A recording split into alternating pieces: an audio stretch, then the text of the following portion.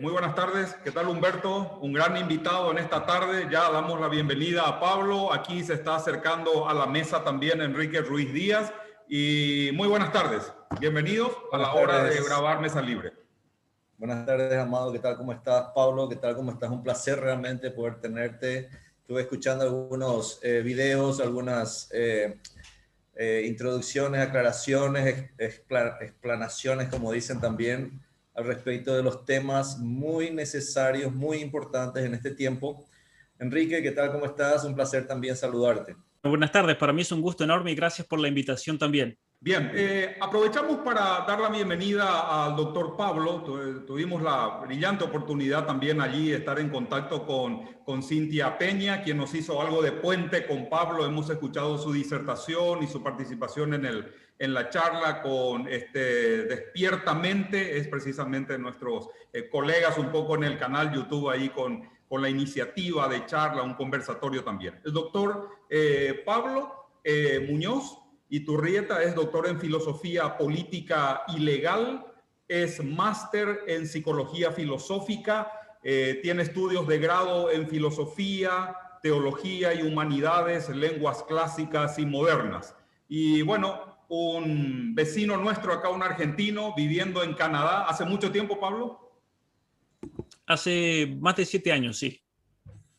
Excelente. Le preguntaba a Humberto, a Pablo, por el perfil de estudios en materia de teología, y me decía, sí, estoy también incursionado en el área, así es que lo tenemos aquí a Humberto, licenciado en teología en la línea evangélica, así es que nos agrada mucho saber también ese perfil. Decíamos con Pablo, es necesario lo multidisciplinario al abordar este tipo de temas y tratar de explicarlo, porque parece ser que permea todas las áreas del saber y subrepticiamente se va introduciendo sin percibir, y este es el momento en que la ciudadanía necesita conocer de la verdad acerca de todo este tema ideológico. Podríamos arrancar con una primera preguntita sobre este asunto. ¿De qué estamos hablando cuando hablamos de ideología de género y que está tratando de permear toda Latinoamérica, Pablo? En definitiva, la ideología de género es una ideología que surge dentro de lo que se llama la corriente del pensamiento inmanentista.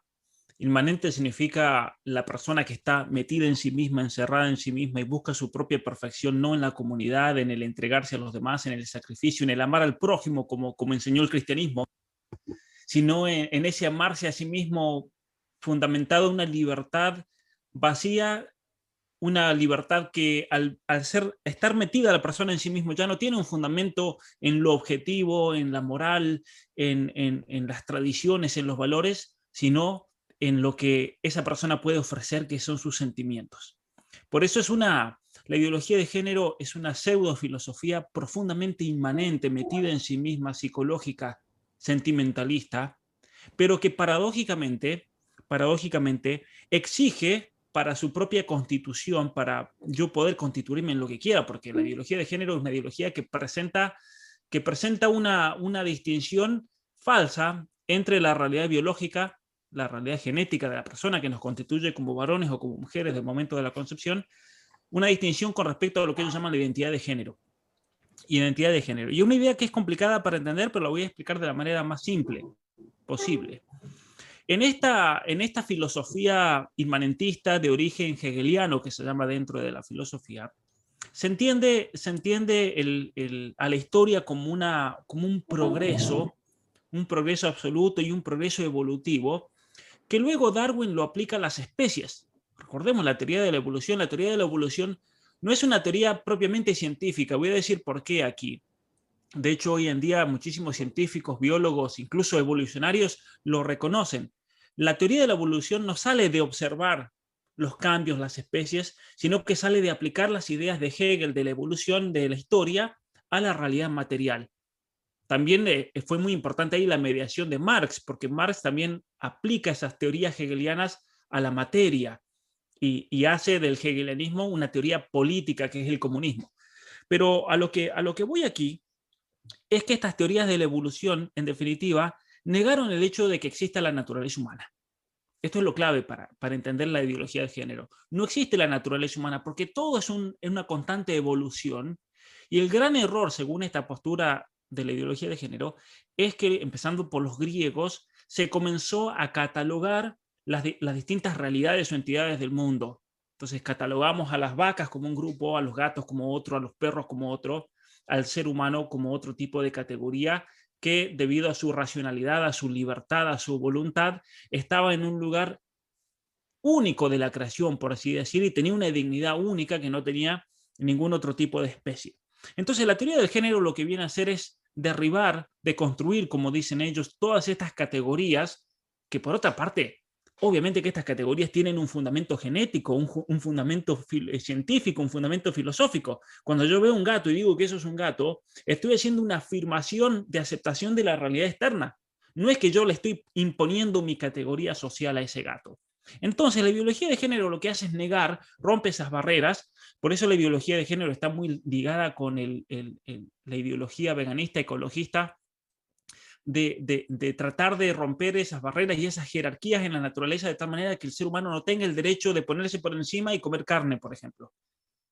Y aquí con esto no me refiero a la persona que sea vegetariana o vegana por elección personal, por salud, sino que me refiero a los ideólogos que plantean que tenemos que hacernos todos veganos porque el ser humano no está de ninguna manera está por encima de las otras especies, que es la ideología que propone Peter Singer, por ejemplo, un profesor de la Universidad de Princeton en los Estados Unidos, que tiene una influencia muy grande, incluso está dentro de las Naciones Unidas.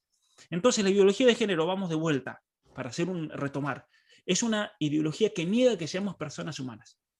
Pero entonces quedamos todos en un vacío absoluto. Y entonces, como estamos en un vacío absoluto, tenemos que recrearnos y construirnos en algo. Y eso lo hacemos por lo único que tenemos, según esta ideología, que son los sentimientos.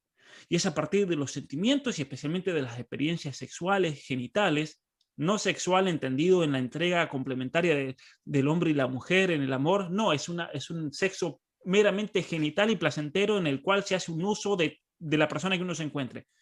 Entonces, esta mentalidad hipersexualizadora, que es la que me va a constituir a mí mismo como perteneciente a una identidad. Lo interesante de esto, vamos a ir agregando entonces nociones, es que si cada uno de nosotros tiene el poder de autoconstituirse por la práctica sexual, por los sentimientos, eso significa que cada persona del planeta Tierra tiene una identidad distinta. Y por eso es que se han inventado 500.000 géneros.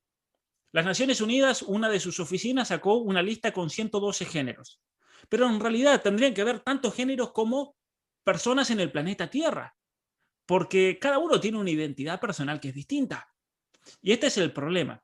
Pero también hay otro problema muy grande aquí. Y ahí vamos a ir profundizando, hilando fino en cuestiones filosóficas. Cuando estas teorías comienzan a surgir allá en el siglo XVII, XVIII y XIX, comienzan a surgir dentro de un contexto ateo, iluminista, racionalista, que especialmente abogaba por la liberación sexual de las personas y la liberación de la moral. Liberarnos de la moral, porque es la moral la que nos restringe. Los teóricos del género dicen que no solamente los griegos y la filosofía nos encajó como seres humanos, sino que la moral cristiana nos encajó dentro de la categoría de la heteronormatividad, que ellos llaman, las normas heterosexuales. Es una imposición del cristianismo que las relaciones sexuales tienen que ocurrir en la unión del hombre y la mujer. Ahora, eso sabemos que es una mentira enorme el negar eso, porque está comprobado científicamente que solamente en la unión complementaria del hombre y la mujer es que se da el hecho reproductivo. Cualquier otra cosa es una desviación de la sexualidad y no hay que tener miedo de afirmarlo eso. Pero volviendo a ese siglo XVII con teorías de Rousseau y de otros pensadores que en mi próximo libro ahí las explico, en definitiva ellos plantean que es la sociedad la que nos configura como tales. Por eso hoy en día se usa mucho, es todo construcción social, el ser hombre es construcción social, el ser mujer. En las clases de educación sexual se reparte en la Argentina, por ejemplo, un unicornio del género donde a los niños se les enseña que el sexo es algo impuesto por los padres, es algo asignado al nacer. Lo cual va contra el sentido común, porque la madre cuando va a hacerse una ecografía en la semana 12, o incluso aquí en Canadá en la semana 7 ya se puede saber si es varón o mujer, la madre tiene que aceptar ese hecho. No es que la madre dice, bueno, voy a decidir que mi hijo sea varón o que mi hija sea mujer. Entonces los ideólogos de género dicen, a nosotros nos impusieron ser varones o mujeres, la sociedad nos impuso, porque es la misma teoría que ya proponía Rousseau, la sociedad nos impone reglas morales y nos restringe, y eso es la causa de todos los males de la tierra. Entonces tenemos que liberarnos de eso. Y ahí viene Rousseau, ahí vienen todos los pensadores, viene Marx, viene Darwin y viene Nietzsche, que por ejemplo nos liberan de esa noción de naturaleza humana, podemos autoconstruirnos. Viene la noción del sexo como constitutivo de la persona, que es lo que plantea Freud, y luego de Freud vienen pensadores como Reich y Marcuse de la Escuela de Frankfurt, que dice que la autoconstitución de la persona se va a dar por la práctica sexual, y ahí eso es lo que origina ideológicamente la revolución sexual de los 60. Y luego viene la teoría del género. ¿Y por qué viene la teoría del género con Judith Butler, que era una persona, de hecho, que hizo su doctorado en filosofía en Hegel, una mentalidad hegeliana del progreso de la historia, ¿no? Porque se da cuenta ella de que si hemos destruido la naturaleza humana hay que llenarla con algo. Y es ahí cuando inventan la noción de la identidad de género que debemos construir. Entonces usted me preguntaba, ¿qué es la ideología de género? La ideología de género es una ideología que no tiene ningún fundamento ni científico, ni objetivo, ni genético, ni biológico, por el cual se plantea que la persona puede constituir y construir su propia identidad y liberarse de toda norma social, como dicen ellos, que le imponga una determinada etiqueta. Porque ellos graciosos, no nos etiqueten, dicen, pero son los primeros en crear etiquetas, LGBTQ2S, ¿no? Son una fábrica de etiquetar. Tendrían que trabajar en una fábrica de vino para empezar a etiquetar y sacar variedad, ¿no? Porque es increíble la mentalidad de esta gente progresista. Pero aparte de eso, hay otro elemento que lo hace peligrosísimo esto. Esto ya de por sí es peligroso, pero hay otro elemento que es peligrosísimo. Hegel decía que para formar el Estado constitucional moderno se necesitaba del reconocimiento de los pares. Por ejemplo, ustedes son paraguayos. Y usted dice, yo soy paraguayo, pero según Hegel, usted necesita de la comunidad paraguaya que lo acepte como tal y diga, tal persona es paraguaya. ¿Qué es lo que pasa hoy en día en la sociedad moderna, por ejemplo, con el tema de las ciudadanías?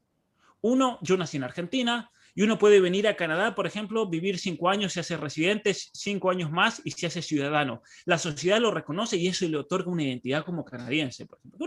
Es algo ficticio, es algo meramente legal, ¿no es cierto? Pero Hegel decía, en la sociedad moderna hace falta ese reconocimiento para poder constituirse como tal. Un paraguayo va a la Argentina y por más que diga soy argentino, hasta que no tenga los documentos y el reconocimiento oficial, esa persona no va a ser argentina. Lo mismo pasa conmigo estando en Canadá, alguien que va a Estados Unidos y otro país. Entonces, la teoría del género toma esa idea del reconocimiento externo y dicen, yo para poder constituirme, soy Juan, pero para constituirme en María y me cambio de nombre, necesito el reconocimiento legal y el reconocimiento de cada uno de ustedes. Y si ustedes no me reconocen como tal, están violando mis derechos y es un crimen de odio. Y esto es lo peligroso de la ideología de género, que es una ideología que ha sido tomada como la ideología guía en las Naciones Unidas, en la Agenda 2030, que entonces tratan de implementar un sistema político y legal por el cual se reconozca la identidad de género como el criterio máximo, hasta el punto que en Canadá, por ejemplo, ya tenemos leyes por las cuales el Estado es el que debe garantizar la identidad de género de las personas, incluso de los niños, contra sus padres.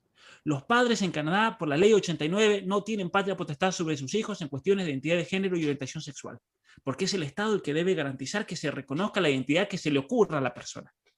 Por eso el carácter totalitario. Y por eso las Naciones Unidas sacó un documento, voy a dar una conferencia en mi canal de YouTube ahora la pueden encontrar. ¿Por qué las listas negras de las Naciones Unidas? Las Naciones Unidas están realizando una investigación en el momento que cierra el 28 de febrero, por el cual se van a investigar y se van a publicar todas las asociaciones religiosas especialmente y las personas que están combatiendo la teoría del género. Una lista negra de iglesias, de comunidades, de grupos pro vida, de grupos pro familia, de personas particulares.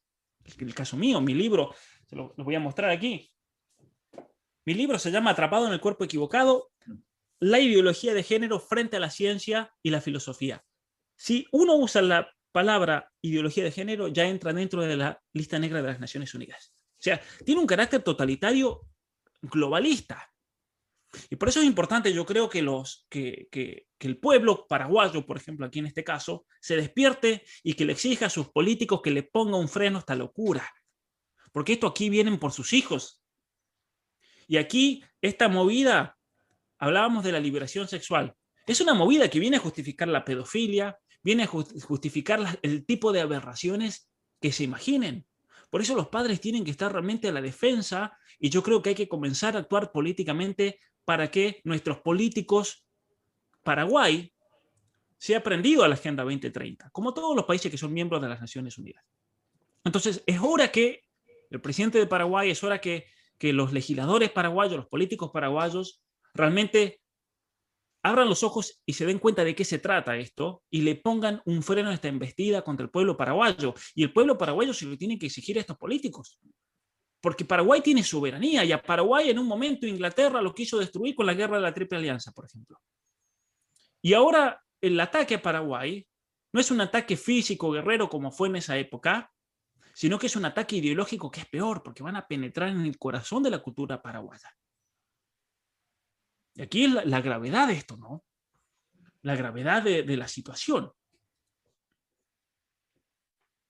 Realmente un aluvión de información, pero por sobre todas las cosas, el nivel de análisis de esta ideología que prácticamente se yergue sobre todo el planeta. Hay tanto por preguntar, tanto por escudriñar sobre este tema, que seguramente en un formato de 60 minutos va a ser muy complicado meterlo todo, pero sí, ya todo lo que nos ha puesto sobre la mesa Pablo da como para interactuar y entrar un poco en esto, que es muy propio de Mesa Libre. La contribución de cada uno. Humberto, Enrique, bienvenido. Ahora sí ya lo tenemos en imagen. Y Pedro Yambay, que en este momento está rumbo a la oficina, en el auto, entonces está también participando con nosotros. Humberto, Enrique, Pablo está con nosotros, así es que el tiempo de conversar. Sí, gracias, Pablo. Realmente muy buena la aclaración y la explicación. Te consultaría algo, no sé si lo pensaste o no.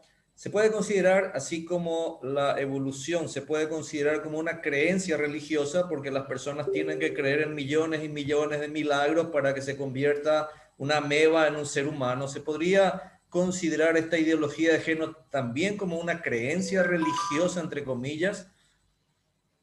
Mire, muy buena la pregunta que me ha hecho, porque es así. De hecho, yo en mi libro, en el capítulo 1, tengo una sección que se llama literalmente la ideología de género como religión de Estado.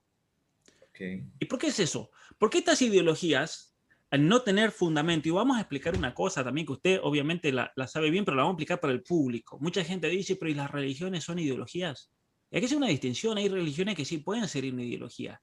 Hay creencias que no tienen tal vez ningún fundamento en la realidad y son ideológicas, pero hay otro tipo de creencias y modo de vida, como el modo de vida cristiano, que ha sido comprobado por la ciencia como el modo más efectivo, incluso desde el punto de vista meramente natural, para alcanzar un grado de perfección personal, espiritual, psicológica, afectiva, que no se alcanza de ninguna otra manera.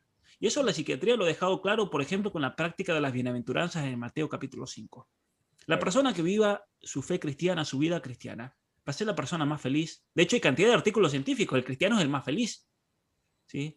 El pastor o el sacerdote, por ejemplo, es la persona que tiene el trabajo más no remunerable en el sentido de material, porque es el peor tal vez en ese sentido, pero es el mejor en el sentido de satisfacción personal, ¿no? Claro. Y hay muchos estudios científicos al respecto. En nuestra fe cristiana tenemos series de mandamientos morales que son profundamente arraigados en la constitución neurobiológica de la persona humana. ¿Qué significa eso? Significa que si uno vive la vida cristiana, va a vivir de acuerdo a la estructura incluso cerebral y neurobiológica de la persona. Eso es impresionante los estudios que se han hecho en los últimos 10, 15 años con la correlación. Y por otro lado, la vida de pecado, el vicio, la droga, el alcohol, la pornografía, la infidelidad, la mentira, son vicios o conductas pecaminosas, como le dice el cristianismo, pero que desde el punto de vista científico son perjudiciales para la salud afectiva, psicológica, espiritual, incluso física de la persona. Eso es impresionante. Entonces, hacer esa distinción. Hay religiones que pueden ser ideológicas, pero el cristianismo tiene un fuerte fundamento natural en la persona humana. ¿Por qué? Porque, y esto tiene sentido desde el punto de vista teológico, si es Dios el que nos revela para llevarnos a la salvación, lo va a revelar de una manera que sea acorde a la naturaleza humana. No nos va a poner un peso, una carga que vaya por encima de las fuerzas. No nos pide Dios volar, pero sí nos pide amarnos los unos a los otros. Y entonces el trabajar en esa capacidad de amar, en dominar los propios sentimientos, los propios egoísmos para entregarse en el sacrificio, eso es lo que engrandece a la persona humana. Pero la ideología de género y el comunismo y todo otro tipo de ideología que andan dando vuelta por ahí, necesitan, para poder lograr prevalecer en una sociedad, necesitan imponerse. Y la única manera de imponerse es si toman un carácter religioso. Por eso el comunismo, por ejemplo, en la Unión Soviética, tuve la oportunidad de hacer un estudio que pronto lo voy a publicar en español sobre libertad religiosa. Y es interesante, estudiando la Unión Soviética, los rusos se dieron cuenta, quisieron eliminar la religión y no les funcionó. Y entonces ellos se dieron cuenta, el espíritu religioso es tan profundo que hay que cambiar ese espíritu religioso. Entonces convirtieron al comunismo en una religión, con un bautismo. Había un bautismo, una ceremonia en la cual los padres llevaban al bebé, le hacían la presentación, lo hacían miembro del Partido Comunista, hacían todo un ritual. Tenían una especie de confirmación, así como podemos confirmar nuestra fe, la profesión de la fe. Ellos hacían la profesión de fe a los adolescentes al Partido Comunista. Comenzaron a creer, transformaron al comunismo en una religión. Lo mismo pasó con el iluminismo que hablábamos del siglo XVII, en la época de la Revolución Francesa, con Rousseau, con Voltaire. Rousseau inventa la religión civil. De hecho, tenemos muchos elementos ideológicos de esa época. El culto a la bandera, por ejemplo. Sí, en Argentina hay que jugar a la bandera y la bandera es sagrada. Pero es algo propiamente pagano, por así decir. Bueno, obviamente que es un signo de la patria y demás, y en relación a la patria uno lo respeta, pero no se le puede dar un culto, ¿no? Un culto como exige el culto de Dios. Entonces, la ideología de género es una religión de Estado, de hecho, y no solamente de Estado, hoy en día es la religión de las Naciones Unidas. Ciertamente. Por eso la lista negra, hay que perseguir y destruir aquello, es una nueva Inquisición. El alto comisionado de los derechos humanos de las Naciones Unidas hoy en día es la Inquisición contra todos aquellos que no aceptan la ideología de género, pero especialmente contra el cristianismo. Y esto no es un chiste. El año pasado salió un documento, el reporte de las Naciones Unidas para derechos humanos, y lo voy a buscar ahora, lo tengo aquí, se los voy a leer. Se llama así: violencia de género y discriminación en nombre de la religión o las creencias. Y pone, y eso pueden ir a mi página web que le hice todo un análisis, la religión, y especialmente la religión cristiana, es el enemigo más grande de los derechos humanos. O sea que se viene una persecución a la iglesia tremenda, desde las altas esferas del poder mundial. Eso tenemos que estar atentos también. Los paraguayos, sea de la denominación que sean católicos, sean evangélicos, no importa, todos nos ven como enemigos del globalismo, nos ven como enemigos de esta ideología, porque nuestros principios son trascendentes y ellos son inmanentistas, son profundamente hegelianos, evolucionistas, ateos. Y es el mundo en el que vivimos. Por lo visto se replica la historia, ¿verdad? Lo teníamos a Torquemada al frente de la Inquisición en España, pero ahora Torquemada estará seguramente en cada país alrededor de todo el mundo tratando de aplicar esta metodología. Enrique. Estoy asustado, ¿verdad? Porque vamos a ser perseguidos y aquí nuestra fe va a ser puesta a prueba. Todos los días recibimos mucha hostilidad en las redes sociales, los que pensamos diferente, los que tenemos una opinión. ¿Qué hacemos con esto, Pablo?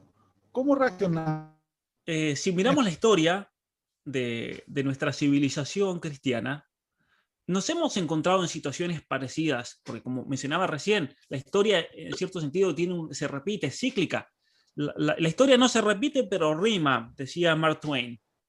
¿Y qué significa eso? Que las situaciones humanas vuelven a repetirse a lo largo de la historia, y es ahí donde tenemos que nosotros aprender. ¿En qué momento de la historia de la iglesia nos encontramos en una situación en la cual éramos una minoría, en un mundo multicultural, perseguidos, no aceptados, incluso se nos veía como traidores? Y tenemos que volver al siglo I y siglo II de los principios del cristianismo.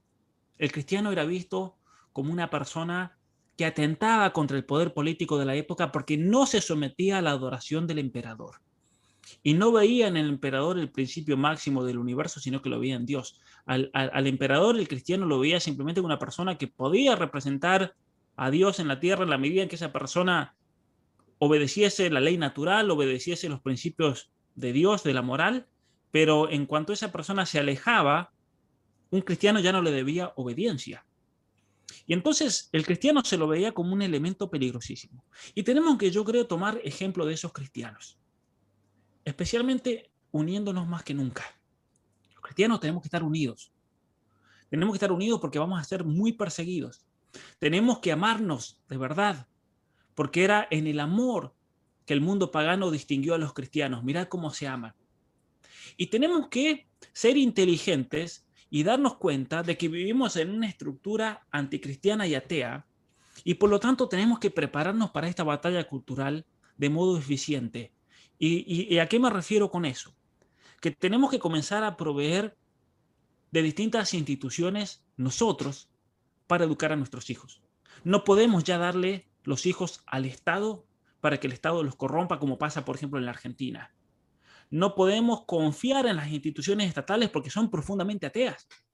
Y tal vez en algunos países más, en algunos países menos, pero esto es lo que quieren hacer desde las Naciones Unidas. De hecho, en este informe que les mencionaba del alto comisionado de este mes, se pide que se denuncie a los estados que no implementan la agenda de género, la educación sexual, la hipersexualización de los niños. Entonces, tenemos que crear una estructura paralela, como hicieron los cristianos de las primeras épocas, que fue así como sobrevivieron, y tener paciencia y estar preparados y formarse intelectualmente, profundamente, porque tarde o temprano esta civilización va a colapsar. Así como colapsó el Imperio Romano, esto va a colapsar, porque no puede ser que una sociedad en la cual el ideal máximo de hombre sea el hombre desconstruido, afeminado, que se pinta las uñas, eso se va a acabar, va a caer sola esta civilización. Y es ahí cuando los cristianos tienen que estar preparados y saber dar una respuesta efectiva y sacar a esta civilización de las cenizas, como lamentablemente va a ocurrir. Pero hay que tener esperanza también en eso, ¿no?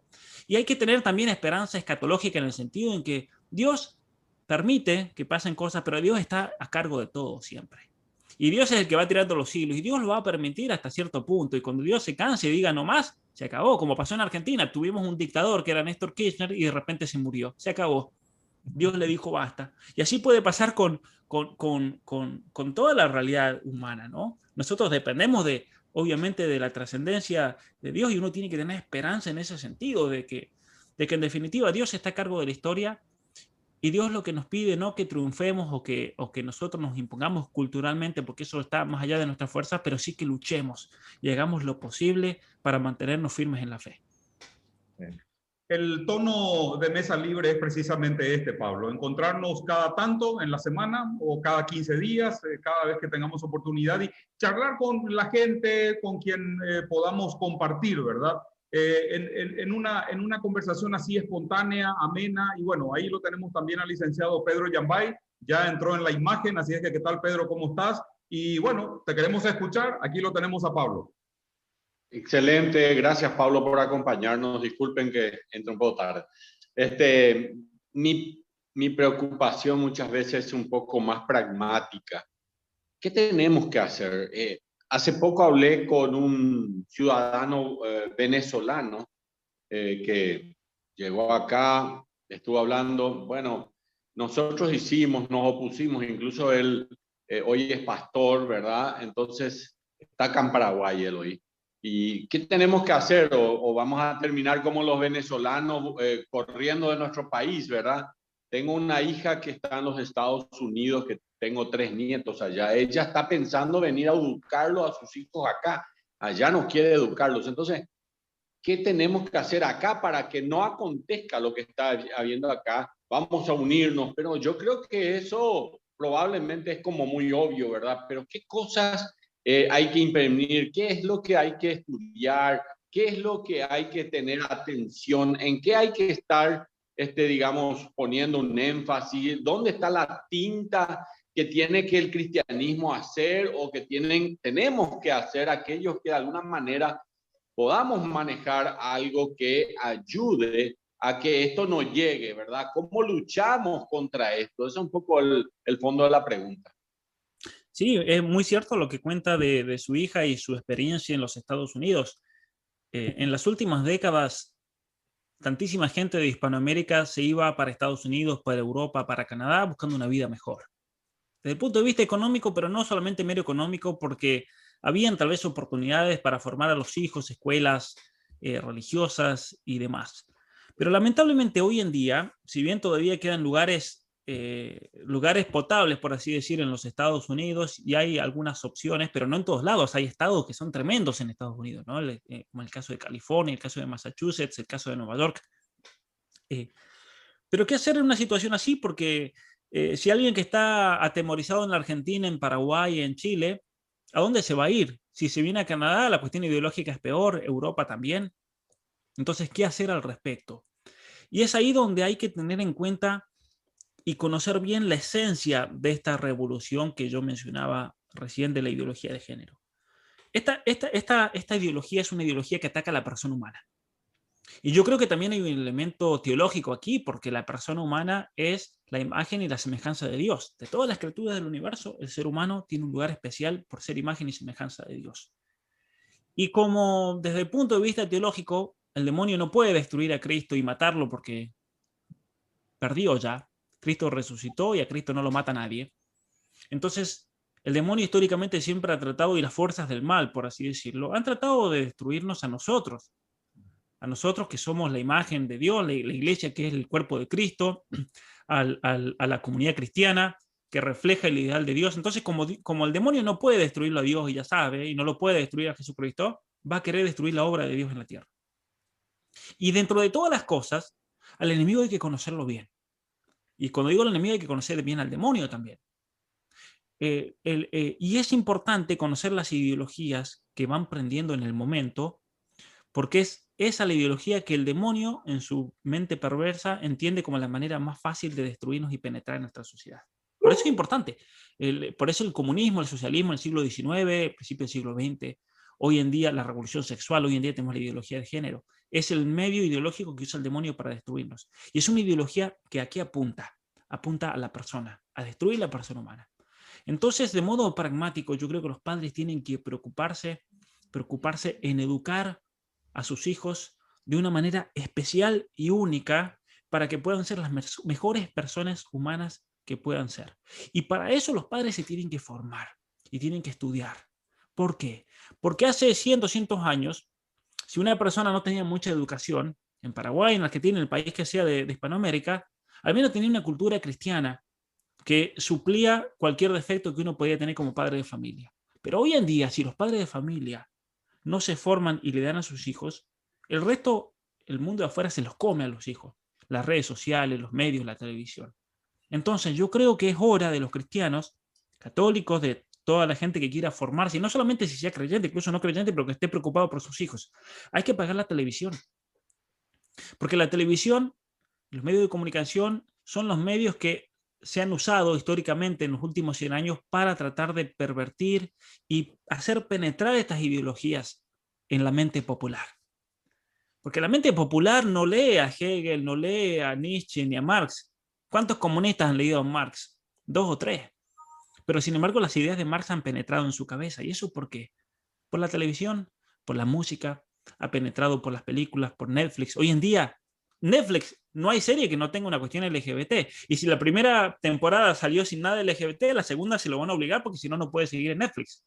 Y esto no es una teoría de la conspiración, es un hecho. Hay una asociación en los Estados Unidos que se llama GLAAD, G-L-A-A-D. Tengo un artículo al respecto en mi página web, pablomunioziturreta.com, en el cual ahí demostré yo el año pasado cómo ellos tienen toda una táctica, tienen documentos oficiales para actuar y presionar para que todas las series de televisión tengan personajes LGBT para ir normalizando esto en la mente de la persona. Entonces, los padres tienen que formar a los hijos, y eso es muy amplio, igual esta pregunta. Yo he dado todo un curso de formación para padres, pero especialmente formarlos en el amor, amar a los hijos, enseñarles a ser fuertes en el sentido de que tengan principios y que vivan de acuerdo a sus principios, que no se dejen llevar por sus sentimientos, por sus emociones, que aprendan a controlarse, que sean ordenados, que tengan un hábito de sentarse a estudiar y a leer, que eso es algo que se ha perdido. Tenemos que estudiar, porque la persona que estudia es la persona que sabe pensar, y a la persona que sabe pensar no la van a engañar. Y una persona que sabe pensar se vuelve peligrosa para este globalismo. Ellos nos quieren tontos, nos quieren inútiles, nos quieren sin saber leer y escribir. Fíjense, en Argentina es tremenda la educación pública, que los niños no saben leer ni escribir. Y entonces una persona así es muy fácil manipularla. Y lo peor de todo es que estos jóvenes de hoy se creen que están liderando una revolución contra el sistema y en realidad el sistema se los comió hace rato, ya están perdidos prácticamente, salvo que se despierten. Entonces, Pablo, haciendo un poquitito de historia, miramos cómo esto viene desde muy atrás. Había dicho al iniciar la conversación de Mesa Libre que esto definitivamente no es científico. 1972, el Manual de Trastornos Psiquiátricos de la Asociación Americana de Psiquiatría incluye, por ejemplo, la homosexualidad como una enfermedad psiquiátrica recuperable o tratable. 1952. En el 73, el segundo manual psiquiátrico de la Sociedad Americana excluye esto como resultado de la presión del lobby de las comunidades LGTB y homosexuales en Estados Unidos. 1990, la Organización Mundial de la Salud excluye definitivamente la homosexualidad como una enfermedad psiquiátrica o un trastorno a ser tratado y curado. Ahora, cuando mencionas precisamente de que esto no trae nada de científico detrás, lo preocupante es cuando la ministra de Educación en la República del Paraguay es interpelada por el Congreso Nacional ahora en el mes de enero y se le pide, se le reclama de estar tratando de introducir ideología de género como plan de la niñez y la adolescencia. Ella niega categóricamente y hace una jugada lateral y dice no es la inclusión de ideología de género. Esto se trata de perspectiva de género y es sencillamente una herramienta de medición. Si la herramienta de medición sociológica no contempla una amplitud, entonces corremos el riesgo de dejar o excluir a ciudadanos con derechos en la República del Paraguay. El género es una herramienta de medición en las políticas públicas. Nosotros vemos que el principio constitucional de igualdad y no discriminación es la premisa esencial en nuestro país para el desarrollo de cualquier política pública que busca el desarrollo de la población, especialmente de niños, niñas y adolescentes. La pregunta es, al traer algo no científico, resultado del lobby, para considerarlo natural, entonces me pregunto, ¿no será esto un atentado contra lo que verdaderamente constituye el orden natural de las cosas? Ciertamente, y esta ministra lo dijo todo lo que yo había explicado al principio lo dijo, pero con palabras que suenan distinto. Ella dijo, tenemos que incluir esta herramienta, la llama herramienta porque es una herramienta. ¿Y por qué es una herramienta? Porque según la Organización Mundial para la Salud y según un documento que se firmó en el año 2008 por los ministros de Educación y de Salud Pública de todos los países de Latinoamérica y el Caribe, en la Ciudad de México, en ambos documentos se anuncia que la herramienta más eficaz para transformar cultural y moralmente una sociedad es la educación sexual y la perspectiva de género. Entonces, cuando esta señora dice herramienta significa una herramienta de manipulación, una herramienta de lavado de cabeza, es una herramienta para transformar culturalmente a una sociedad. La señora quiso poner la palabra herramienta para entonces darle un matiz bueno, pero en realidad nos dijo la verdad, nos lo dijo todo. Es una herramienta de transformación cultural para medir, dice ella. Y en realidad, cuando ella dice para que no quede nadie excluido, nos lo está diciendo también. Ella está reconociendo entonces que no hay un sexo de hombre o mujer, sino que hay muchas diversidades e identidades. Y entonces si nosotros solamente reconocemos a los hombres y las mujeres, vamos a dejar de lado otras identidades. O sea que ella tiene esa mentalidad ya ideológica. Por eso, si la ministra... De la niñez y la adolescencia. De la niñez y la adolescencia. Hay dos posibilidades. Una, que no entiende lo que dice, simplemente repite el relato que le viene de las Naciones Unidas. O la otra opción es que sí sabe lo que dice y es una persona peligrosa, poseída ideológicamente, que está atentando contra el orden natural, está atentando contra la familia, está atentando contra los niños. Y le voy a decir por qué. Porque aquí en Canadá, con el argumento entonces de que hay que garantizar el derecho a la identidad, el Estado le ha quitado la patria potestad a los padres. Y esto es el peligro, que esa mujer después se va a hacer la salvadora de los niños sin que los niños se los pida y se va a autodeterminar como la dueña y señora de la vida de cada una de esas criaturas. Porque con el nombre de la diversidad y la inclusión y los derechos sexuales y demás, ella va a pretender garantizar un derecho que supuestamente lo tiene que garantizar a ella y los padres no tienen absolutamente nada que ver. Y eso es el peligro de estos ideólogos. Por eso yo creo que estos ideólogos hay que salirles al cruce. Esto es como el fútbol. El fútbol, si uno no frena el ataque a tiempo, si a Messi no lo agarran al principio de las jugadas, ya perdieron. ¿Y por qué Messi lo han neutralizado en la selección argentina? Porque los técnicos de los otros países son inteligentes y saben que a Messi hay que ponerle 5 o 6 jugadores. Los otros no importa si quedan solos y total, no pasa nada. Mientras Messi esté zorrado, y yo recuerdo esa imagen de la final de la Copa América, Chile contra Argentina, está Messi, tiene los 10 jugadores chilenos alrededor de él. Y lo neutralizaron. Lo neutralizaron ¿por qué? Porque le salieron al cruce. Y es lo que nosotros tenemos que hacer también. Es como el fútbol esto. A esta gente que salir al cruce. Pero a esta gente que sale al cruce con una plancha. Porque aquí no existen los fules ni la tarjeta amarilla. Aquí hay que salirle a reventar.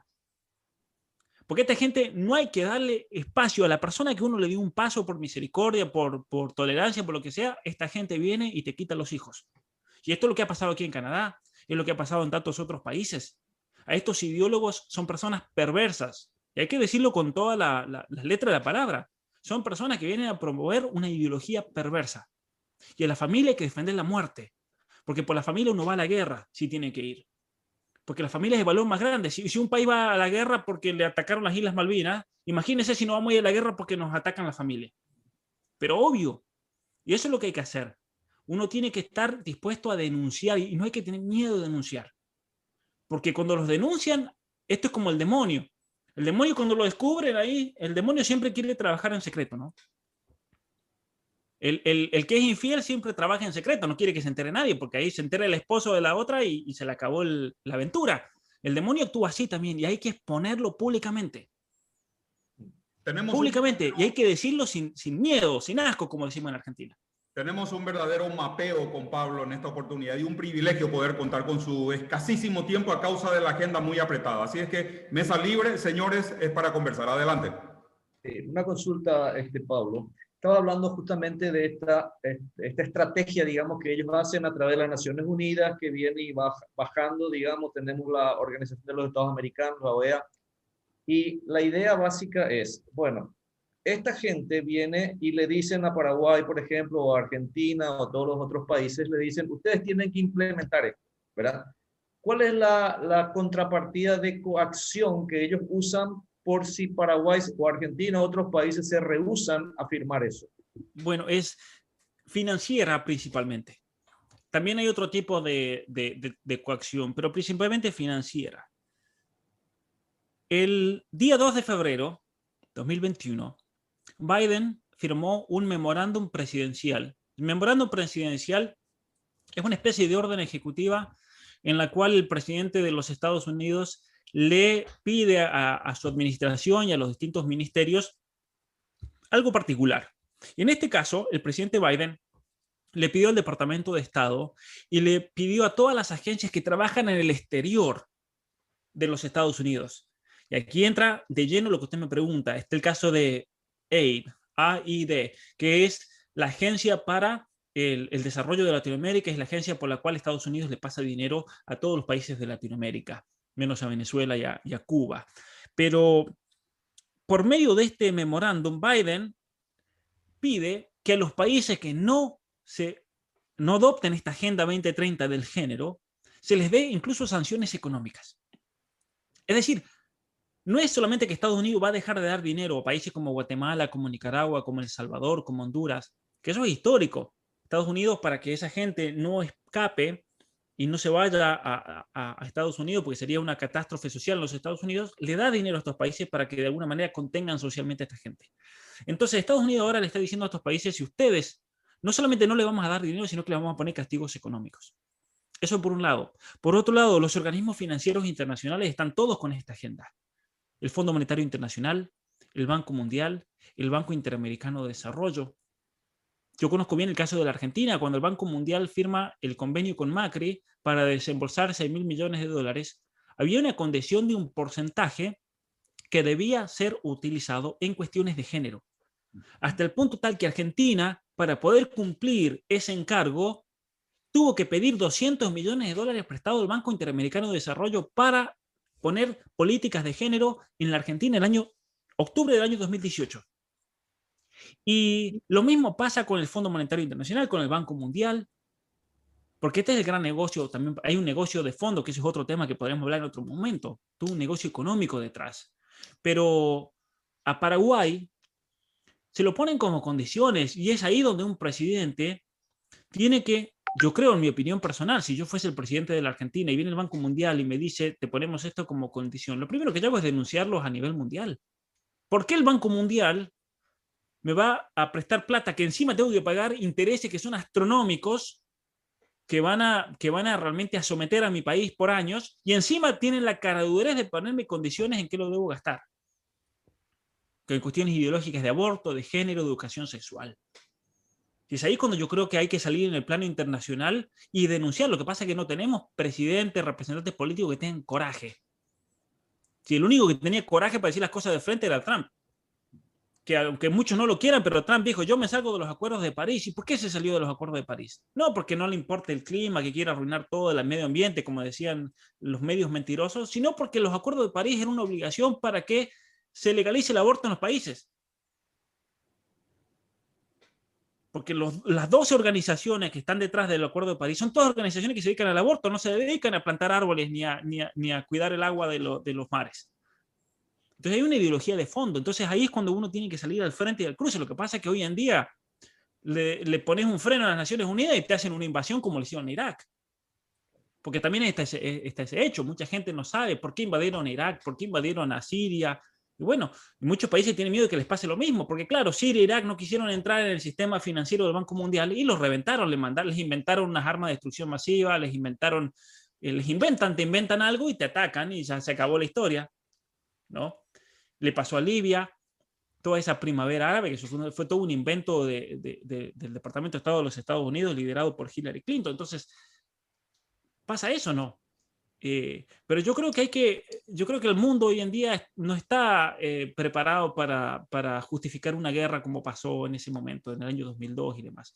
Entonces yo creo que es ahí cuando los presidentes de nuestros países tienen que reclamar la soberanía. La soberanía es una mentira hoy en día, porque en definitiva se hace lo que digan las Naciones Unidas.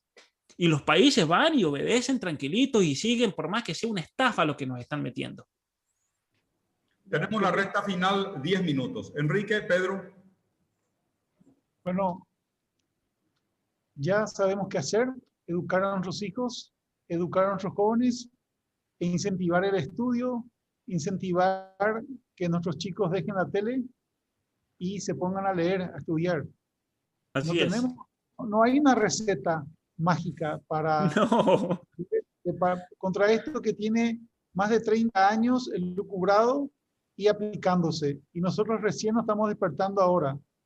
Entonces, muchas gracias, Pablo, por tu tiempo y por todas estas cosas que nos estás informando y estás dando. Y nos esperan tiempos difíciles y tenemos que vivir el cristianismo como se vivió en los primeros tiempos. Ahora, la pregunta que hacemos es, ¿legalmente podemos protegernos?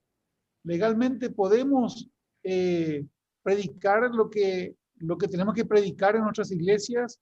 ¿Legalmente me puedo proteger con mi libertad de expresión en mis redes sociales? Bueno, no hay problema. Twitter o Facebook simplemente me borran, ¿verdad? Pero antes que me borren, estamos siendo atacados vilmente en las redes hasta que logran denunciar nuestras cuentas y logran bajarnos, ¿verdad? O sea, le está pasando a muchísima gente que está en contra de este sistema, está en contra de esta idea y que piensan y opinan lo que piensan. Entonces estamos viviendo un mundo realmente dictatorial y no nos queda otra que seguir hablando de esto y expandiendo mientras que podamos, porque nos van a silenciar y no creo que no hay marcha atrás. Claro. Solamente Dios, como vos dijiste, va a poder parar esto. O sea que nosotros no tenemos otra que volver a la palabra, concentrarnos ahí y estudiar, prepararnos académica, científicamente, para poder contrarrestar mientras que podamos, mientras que tengamos voz, mientras que tengamos cuentas en redes sociales. No hay otra, tenemos que luchar, porque esa es la alternativa. Callar es ser cómplice para mí. Se impone esa situación. Pedro, como director de una institución educativa, un colegio, una mayor preocupación en este tiempo, Pedro. Tenemos aproximadamente 6 minutos. Pedro. Sí, la pregunta, Pablo, sería si conoces alguna estrategia, algún país, alguna organización que haya tenido un éxito enfrentándose, ¿verdad? Bueno, conocemos, qué sé yo, la izquierda estaba en Brasil, hoy está Bolsonaro, pero no tenemos idea de que en Estados Unidos, Trump, hoy está Biden, ¿verdad? Entonces, ¿cómo, digamos, alguna experiencia que hayas tenido, si algún caso te ocurrió y si es que lo estudiaste, si pudiste ver, mira, esto hicieron esto y le dio este resultado? Porque sería interesante, ya que vos estás todo el tiempo con este tipo de cosas, nosotros no tenemos. Entonces, ¿cuál sería de repente algún caso, algún ejemplo que vos pudiste percibir que fue un muy buen resultado, digamos, que dio una buena, un resultado que a favor de lo que peleamos, digamos? Bueno, tenemos el caso de Perú, que con el movimiento Con mis hijos no te metas logró frenar la ideología de género y la educación sexual en Perú. Y realizar un activismo tremendo y la gente saliendo a las calles, la gente yendo a las escuelas y quemando los libros. Eso es lo que hay que hacer. Como hicieron la gente sencilla, pero con sentido común en pueblos peruanos, fueron a la escuela, agarraron los libros y simplemente demostraban, y están los videos donde mostraban imágenes pornográficas, imágenes hipersexualizadoras de niños, hicieron una fogata y quemaron los libros y se acabó. Y aquí los padres decidimos qué se enseña, reclamando los derechos. Hay que tener en cuenta que también hay toda una estructura legal que tenemos en nuestros países, que es herencia también de esa civilización cristiana, que pone a la familia en primer lugar, y todavía, si bien han estado sacando elementos en un país y en otro, están tratando de destruir esa estructura legal, pero todavía tenemos derechos como padres en Latinoamérica, y los padres tienen que ejercerlo, tienen que enfrentar a las escuelas, tienen que denunciar a las maestras que ideologicen, tienen que hacerles saber que por los tratados internacionales los padres son los primeros educadores de sus hijos y hacerlo valer. Está el caso de Colombia, que en Colombia también iban a poner la famosa cartilla de educación sexual, y los padres tomaron las calles en Colombia y el gobierno tuvo que echar atrás.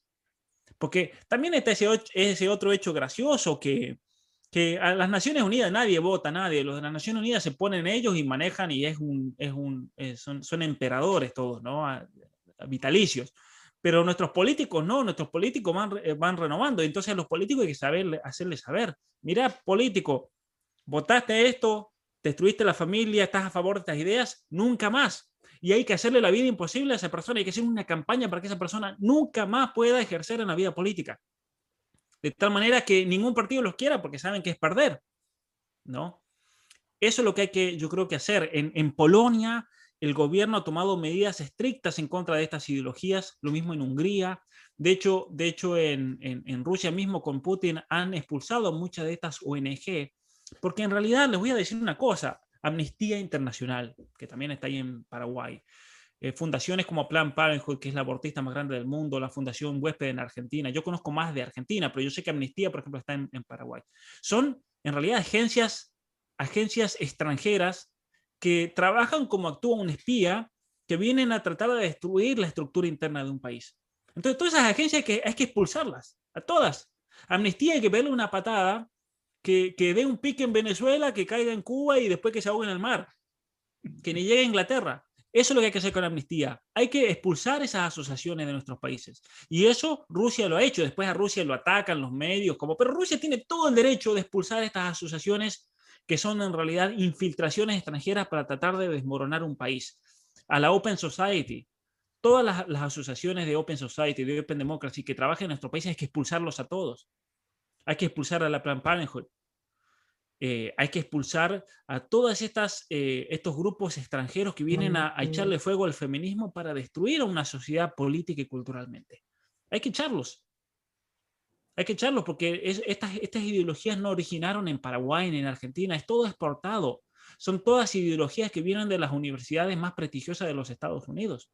Ideologías de tinte marxista, profundamente marxista, que fueron apoyadas interesantemente por la KGB en su momento para tratar de destruir Estados Unidos por dentro.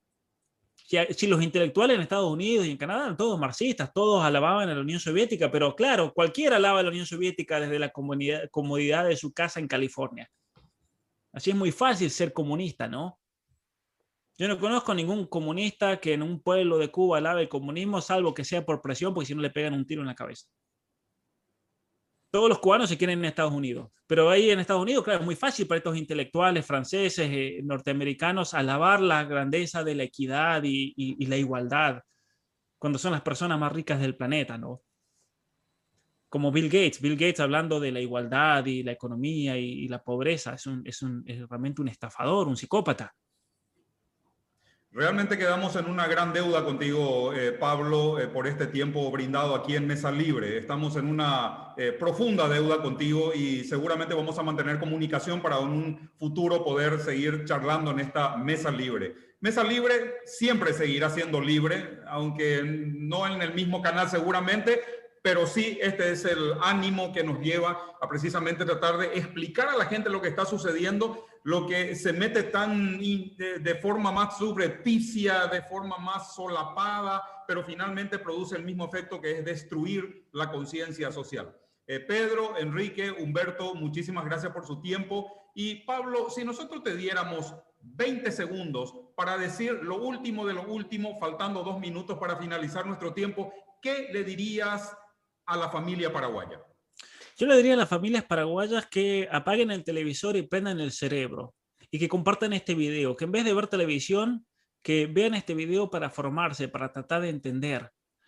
A la familia paraguaya yo los voy a invitar realmente a profundizar porque está en juego sus hijos, la vida de sus hijos, el futuro de sus nietos y es algo muy serio. Muy serio. Entonces, agradecerles a todos realmente por la invitación, un cariño muy grande que tengo por el pueblo paraguayo. Es como una familia para mí el pueblo paraguayo por muchas razones, por la cantidad de amigos realmente que tengo paraguayos que son como mi familia. Así que cuando ustedes me contactaron, yo no puedo decir que no porque es por Paraguay, ¿no? Así que muchas gracias. Gracias enormes por la invitación y por el tiempo para hablar de este tema. Muchas gracias, realmente. Un placer, Pablo, Enrique, Pedro. Muchas gracias. Muchas gracias a todos. Fue brillante esta conversación. Excelente. Nos encontramos de vuelta. Muchas gracias. Hasta luego. Chao, chao. Hasta luego, chao. Gracias.